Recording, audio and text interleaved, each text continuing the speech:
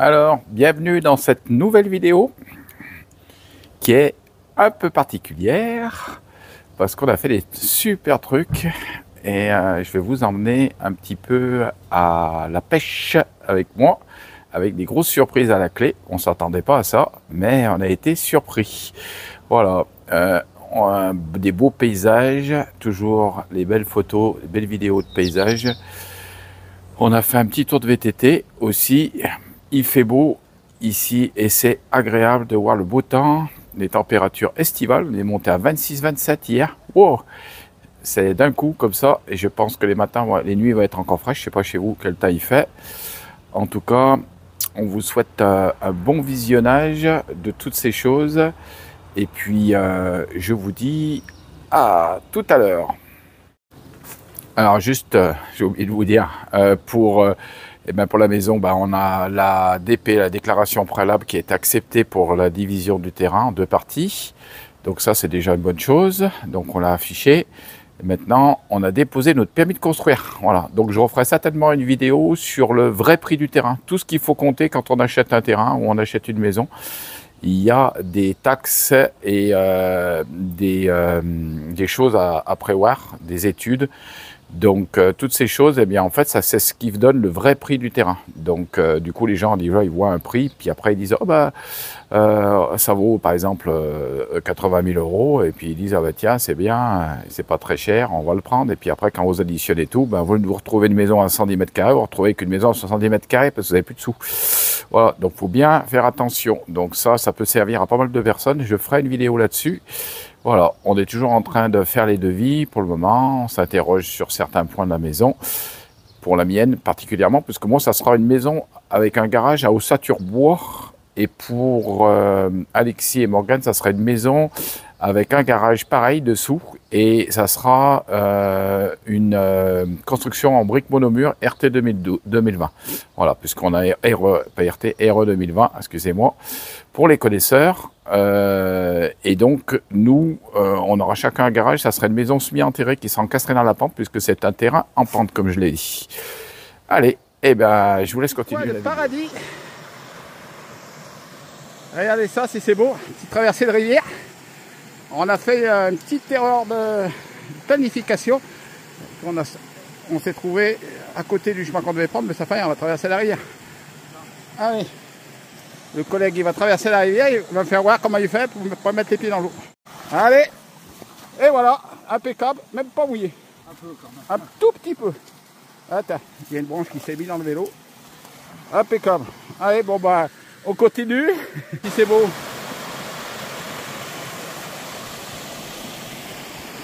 Petit coin de paradis. On casse une petite croûte avec les petits fruits secs que j'ai fait au déshydrateur. C'est appréciable. Avec le beau temps qu'il fait, on est super bien, ni trop chaud ni trop froid. Vous êtes riche. Voilà la moulaga. Oh là là. Qu'est-ce que c'est, des pièces? Papa, il a fait. Est-ce que vous avez bien mangé? Vous avez droit à des pièces en chocolat? Il avait 3,50 €, il était Content? T'es content? Tes pièces? Et toi? T'es contente avec tes pièces? Oui. Ah Ouais. bah oui, je les emmenais pour le VTT. Ah, tu fais VTT? Et Emmanuel, cet après-midi, il va où? Tu vas où? Emmanuel? Musée de la mine. Au musée de la mine, tu vas descendre au fond de la mine. Ouais, tu vas aller voir comment on faisait pour récupérer le charbon à Saint-Étienne. Il y en a un qui n'a pas voulu venir avec moi. Eh ben tant pis. Regardez. Le beau chevenne. Il est beau, hein. C'est bien un bon kilo. Alors, juste j'arrive. Hop, je l'ai piqué, juste au bord. Il est joli. Je vais essayer de le sortir. Mettre dans l'épuisette. Ça, c'est autre chose. Emmanuel n'a pas voulu venir. Eh ben regardez, c'est le gros. Et c'est le deuxième que je sors. L'autre, les rejetés, on va le rejeter aussi. C'est un blanc chevenne. Je vais le rejeter là. Allez, bébé, on y va à l'eau. On va remettre le poisson à l'eau. C'est parti. Allez, mon petit Mimi, dans l'eau. Là, voilà. Allez, hop. Allez, elle va reprendre de l'oxygène et elle va rejoindre ses copains. C'est parti. Tout doucement, tranquille. Je crois que c'est la plus grosse truite que j'ai fait de ma vie. Regardez ça.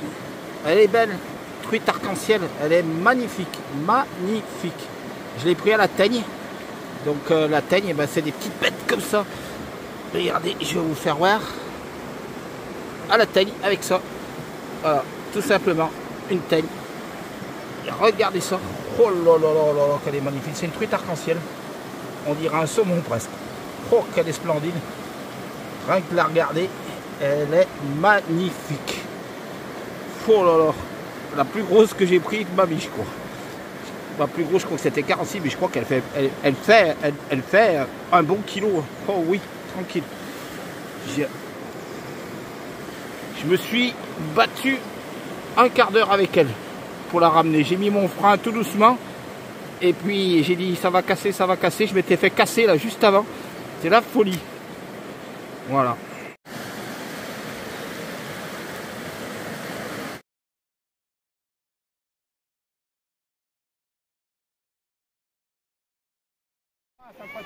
Ça meurt. Doucement, doucement, mais il l'a engamé loin. Je pense pas que ce soit une truite, mais oh purée, il faut que c'est tiré. Oh purée, si, on dirait une truite que ça tire. Ça se peut que ça soit une truite. Peut-être, attends, on va le voir. Oulala, oulala, oh là là, le morceau. Oh purée, il est gros. Il est gros. Il est gros. Oh Manu, il est gros. Ah, je te laisserai pas sortir tout seul, ici, parce que... Ah, je pense à un cheval. Il est un gros, il va faire 2 kg et demi. Oh la vache. Oh, il a embardé, tout à fait, il va me couper, il va me couper, il va me couper, ce salaud. Viens ici, tu vois. Il est gros, je ne vais pas trop tirer dessus parce qu'il me casse tout. Par contre, tu vois, il faut laisser toujours tendu. Regarde ta canne toujours en l'air. Ouais. Toujours tendu. Là, il arrive au bord. Oh purée, il donne de ses roches, il me fait de ses roches. T'as vu comme ça tire? Il me fait de ses roches. Ah, je crois que c'était un petit au départ. Il l'a pas senti tout de suite, l'hameçon. Aïe, aïe, aïe, aïe, aïe. Il arrive, il arrive, il arrive. Il arrive. Il arrive, il arrive, il arrive. C'est un gros. Emmanuel, viens avec la... Attends. Il arrive, mais il va redonner un coup de tête, tu vois. Il va essayer de redonner un coup de tête. Tu vois, toujours tendu, regarde ta canne en l'air, toujours tendu. Heureusement, le sillon, il est souple, parce que sur la miel, il est dur, le sillon. Là, on risque de casser. Il risque de casser, de me faire casser. Heureusement, j'ai mis ce qu'il fallait en fil au purée. C'est un blanc cheval, un gros. C'est un gros cheval. Approche Emmanuel. Je vais te dire ce que c'est. Ouais, c'est un gros cheval. Ouais, c'est un cheval, il me semble que c'est un cheval. Approche Emmanuel. À l'œil, c'est un cheval. C'est pas une truite. Bah donne-la moi là. Attends. Il repart, il est gros, hein. Il est plus gros encore que d'hier. Je le sens parce que... Tu vois, regarde, je mouline et il est dans la sauce. Il faut le fatiguer. Une fois qu'il sera bien fatigué, oh purée, tu vois, il en donne des coups de rush. Le purée, coups de rush qu'il me donne, oh la vache, regarde, il se bat. Oh, il se bat, hein. Il se bat, il veut pas se laisser faire. On aurait dit une truite, il se bat comme une truite, mais parce qu'il est gros, c'est pour ça. Il commence à revenir, je vais mouliner un peu plus. Attends, je vais freiner un petit peu le frein en laissant.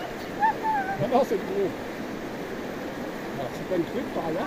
Oh purée, c'est une truite! Mais ouais, c'est une truite, ça allait hein. Elle est grosse, elle est énorme, énorme! Il faut pas la louper là, doucement. Oh purée, elle est plus grosse que celle d'hier. C'est une truite plus grosse que celle d'hier.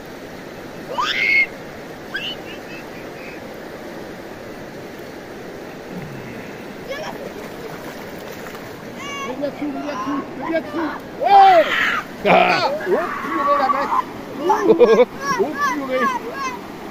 Oh, elle est énorme. Oh purée, elle est énorme, elle est plus petite que celle d'hier. Papa, j'ai peur, arrête. Mais non. C'est la même qu'hier.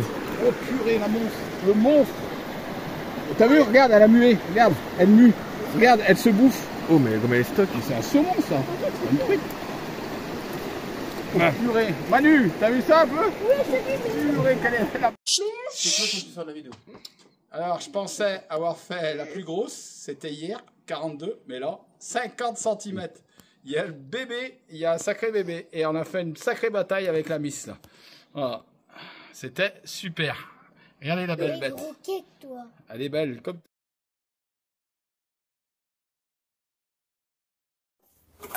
Alors, bienvenue à vous tous, toutes. Je voulais parler d'un sujet qui est important. Donc, quand j'ai rencontré le Seigneur Jésus-Christ, en fait, eh bien, à l'intérieur de moi, j'avais une paix que j'avais jamais eue de ma vie. Jamais à l'intérieur de moi, j'étais Enfin, c'est comme si vous aviez toujours des eaux un peu agitées.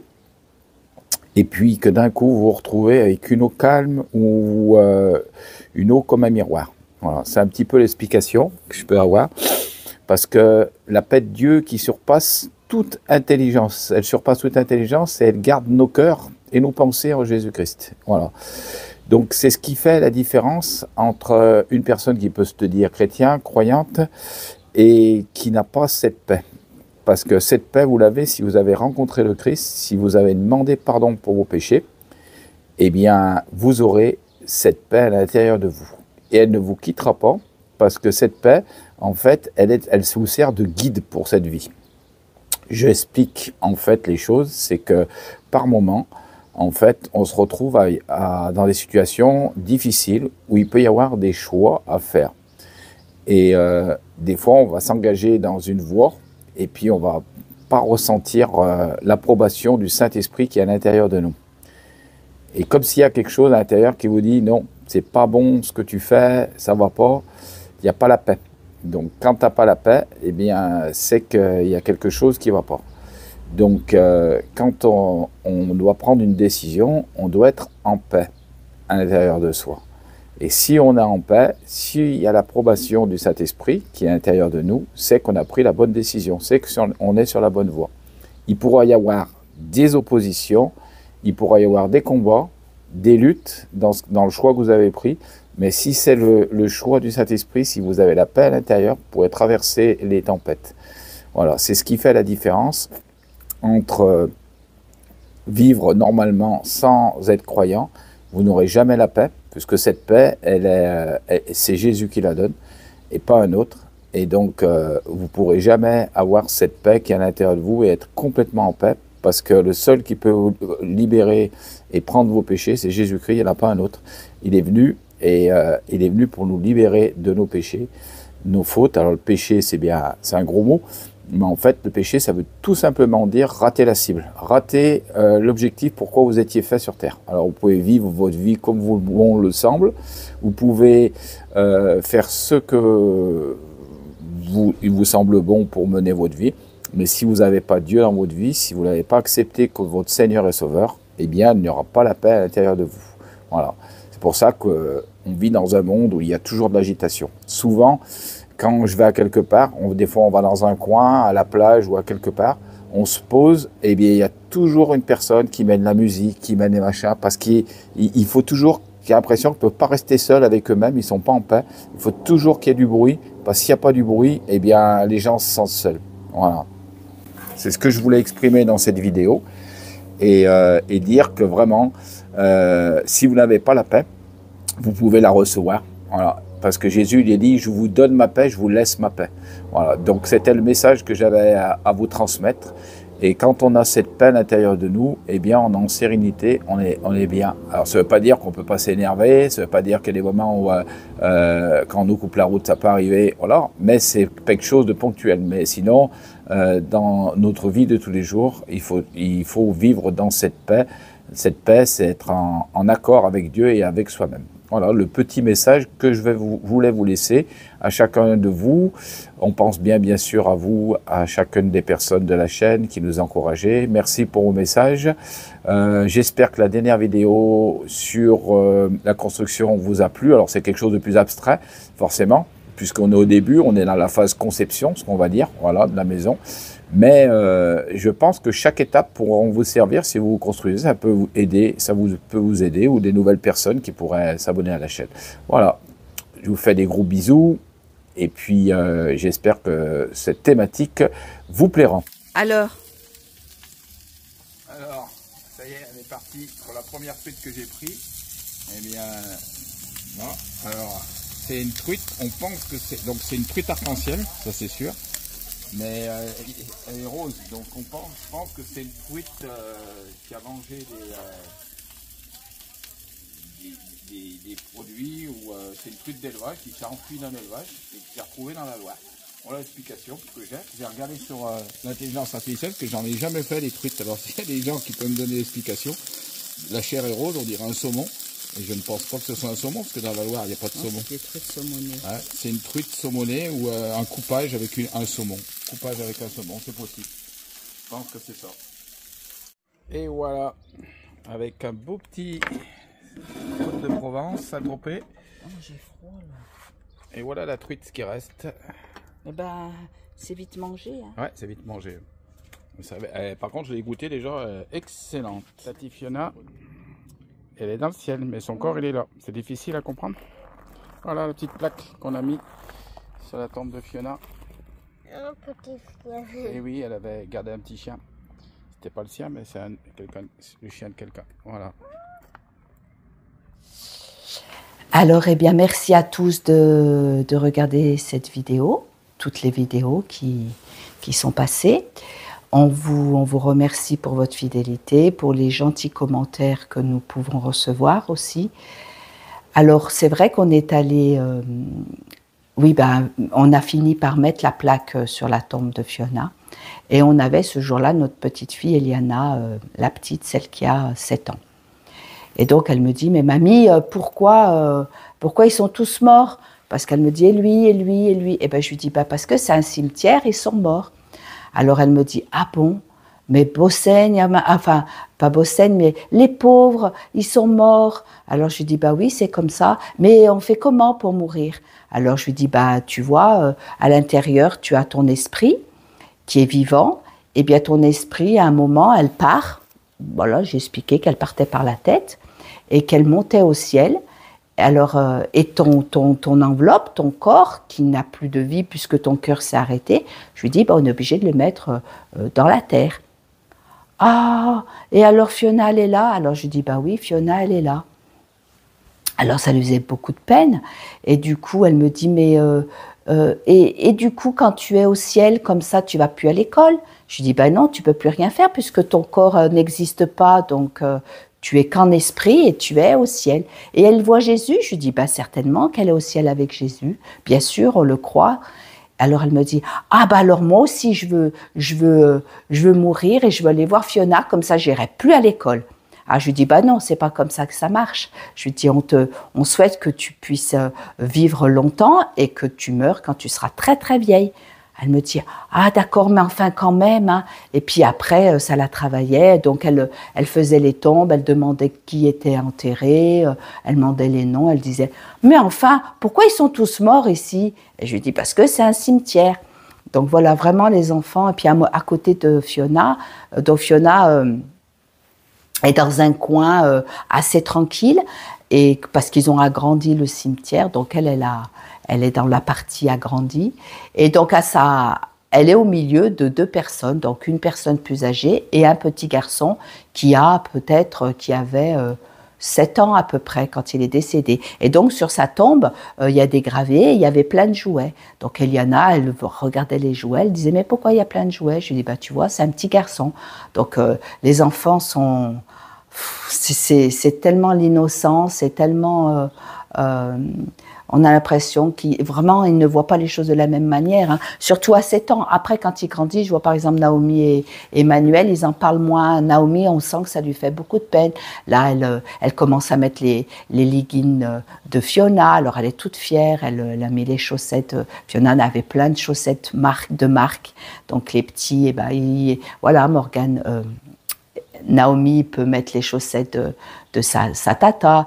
Donc voilà, elle, on voit, elle n'en parle pas, mais par contre, elle est très attachée, elle est très fière de porter et d'avoir les affaires de Fiona, les boucles d'oreilles, tout ça. Et Naomi et Eliana, eh bien, elle est très... elle n'arrive pas à comprendre, c'est un autre monde, ça la dépasse. Et même dans la voiture, elle me dit, mais mamie, j'entends Fiona, elle me parle là-haut du ciel, je l'entends. Je lui dis, bah non, c'est pas possible. Elle me dit, si, elle me parle, tu l'entends pas? Je lui dis, non, je l'entends pas. Et elle me dit souvent, mais pourquoi on peut pas téléphoner à tata Fiona? Elle a bien un téléphone. Je lui dis, bah non, elle a plus son téléphone. Et c'est vraiment... c'est difficile d'expliquer, mais enfin, il faut expliquer avec des mots simples et de dire, voilà, Fiona, elle est dans la terre, il y a que son squelette. Voilà, donc on a pu poser la plaque, c'est comme ça, c'est vrai que c'est toujours une grande tristesse et une grande souffrance pour nous, hein, on y pense tous les jours, on y pense tout le temps, tout le temps, tout le temps encore. Voilà, c'est une souffrance et c'est un manque qui est là constamment.